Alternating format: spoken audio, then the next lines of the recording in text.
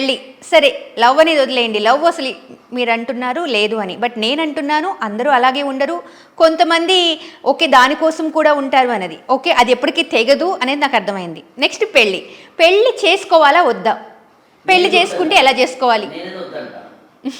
కానీ మీరు చేసుకున్నారు. నేను చేసుకోవడం దారిలో వెళ్తున్నాడు, వెళ్ళిన తర్వాత గతుకులు గతుకులు గతుకులు చివరికి వెళ్ళాడు. వెనకవాడికి ఏం చెప్తాడు, అరే నా బతుకులు అలాగే ఉందని నువ్వు రావంటాడా, నువ్వేనా కలిసే వేరే ఉండమంటాడా?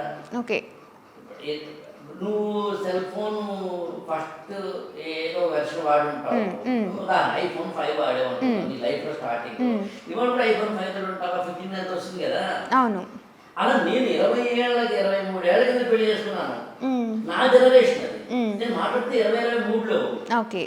మా నాన్నగారు పెళ్లి 20 ఏళ్ళ లోపు అయిపోయిందమ్మా, మా నాన్నగారి పెళ్లి 18 ఏళ్ళకి అయిపోయిందమ్మా. ఆయన నాన్నగారు తాతగారు ఉంటారు కదా, ముత్తాతలు, మా ముత్తాతలు 60లో పెళ్లి ఎప్పుడైతే నువ్వు 1960 ప్రాంతంలో 16 ఏళ్ళకి అయిపోయింది. ఇప్పుడు కూడా నన్ను అప్పుడు చేసుకుంటావా? ఓకే, అలా వెర్షన్స్ మారుతున్నాయి కదా. 16 నుంచి 18, 20, 27, 30 వచ్చింది కదా. ఇప్పుడు ఎక్స్పీరియన్స్ వచ్చిందంటే అంటే నేను అనేది ఏంటంటే, మీరు పెళ్లి చేసుకోవాలా వద్దా అన్నప్పుడు మీరు వర్షన్స్ 8 నుంచి 16, 16 నుంచి 18, 30 వరకు వెళ్ళింది అని, అంటే మీరు అంటున్నారు అసలు పెళ్ళే వద్దు అంటున్నారు కదా. పెళ్ళే వద్దు అంటున్నారు కదా, నేను అంటున్నాను పెళ్ళి ఈ ఏజ్లో చేసుకోవాలి, ఈ ఏజ్లో వద్దు అంటున్నారా, అసలు పెళ్ళే వద్దు అంటున్నారు? ప్రస్తుతం 2023, 2024 ఈ ప్రాంతంలో ఉన్న మనకి పెళ్ళి అనే కాన్సెప్ట్ సూట్ కాని ఒక ఎలిమెంట్. ఓకే, ఇది చాలా జాగ్రత్తగా మీరేమి ఎడిటింగ్ చేయకుండా నా ఫుల్ స్టేట్మెంట్ ఇవ్వండి, ఉపయోగపడుతుంది.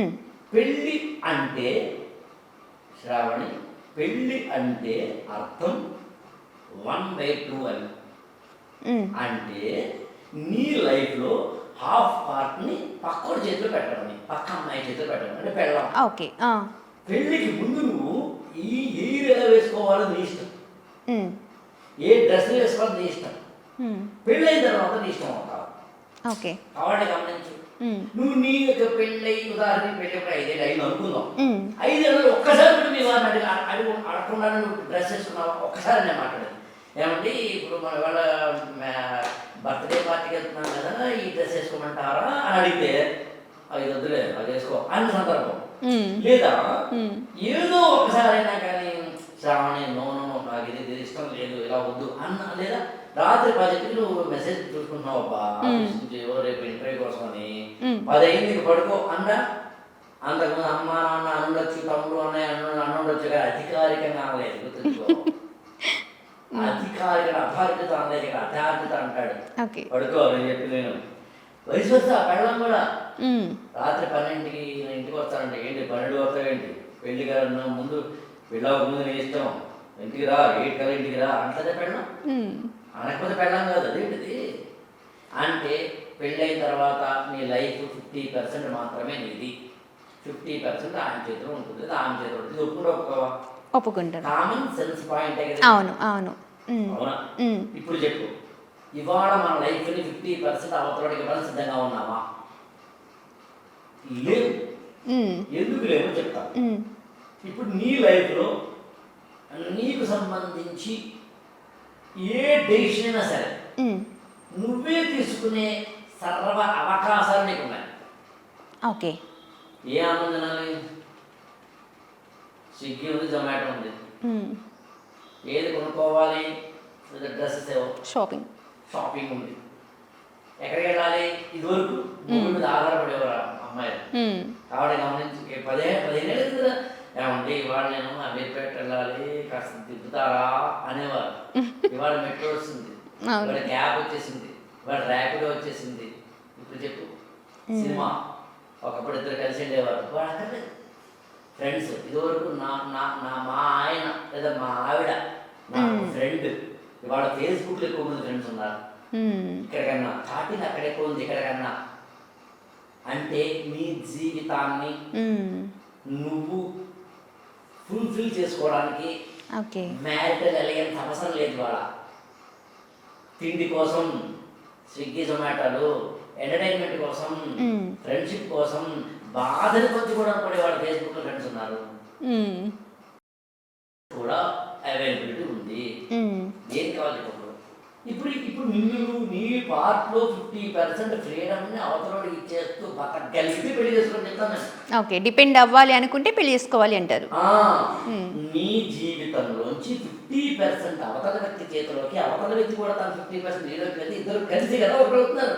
పెళ్ళి అంటే అర్థం కదా, ఇద్దరు కలిసి ఒకటవడమే కదా పెళ్ళి అంటే. అందుకని నేను ఎవరికైనా చెప్తాను, పెళ్లి చేసుకోవాలనుకుంటున్నాను ఎవరికైనా చెప్పి మొదటి మాట ఏంటంటే 50% నీ జీవితం డమాలు.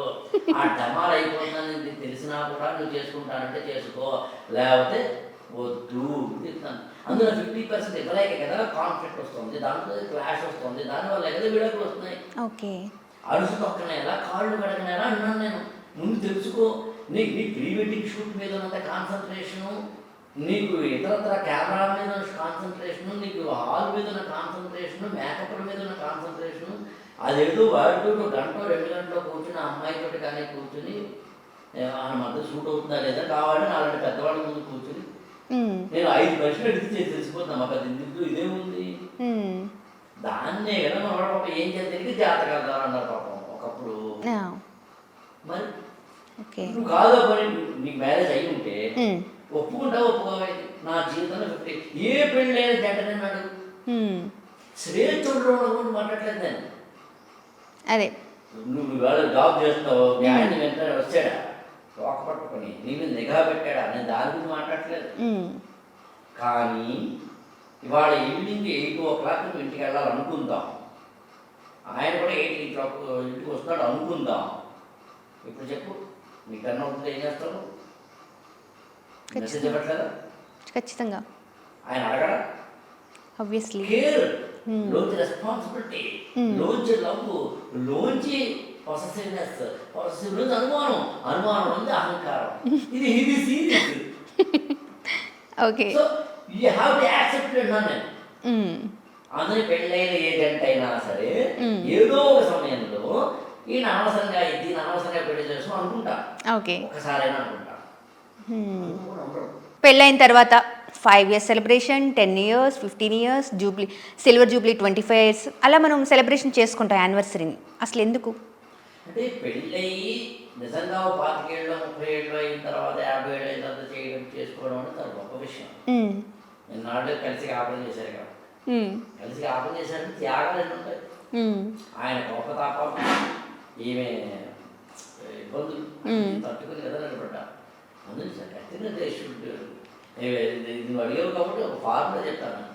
పెళ్ళి కేవలం 2 కుటుంబ సభ్యులతో మాత్రమే చేసుకుని ఫస్ట్ ఇయర్ యానివర్సరీ కాస్త ఎక్స్టెండెడ్ ఫ్యామిలీ మెంబర్స్ పిలిచి, 5th year యానివర్సరీ దాదాపుగా ఊర్లో అందరినీ ఫ్రెండ్స్ అందరినీ పిలిచి, 10th year యానివర్సరీ వీలైతే అందరినీ పిలిచి, 25th యానివర్సరీ దేశం అంతా చెప్పు. 25 ఏళ్ళు కాపురం చేసావు, 50 ఏళ్ళు కాపురం చేసావు, ఎన్నాళ్ళు కాపురం చేస్తావో తెలియదు కానీ పెళ్లికి మాత్రం కోట్లు ఖర్చు పెడతారు. బుద్ధి జ్ఞానం ఉందా? ఇది ఇలాగే ఏంటి ఇక్కడ వేయండి, నేను బుద్ధి జ్ఞానం ఉందా అని కావాలని అన్నా. పెళ్ళి అయిన రోజు నేను ఎందుకంటే అడగడిపోతావు, నిలబడాలి కదమ్మా. సబ్స్క్రైబ్ చేయండి. Please do subscribe to. Please like, share and subscribe to top Telugu TV. Top Telugu TV.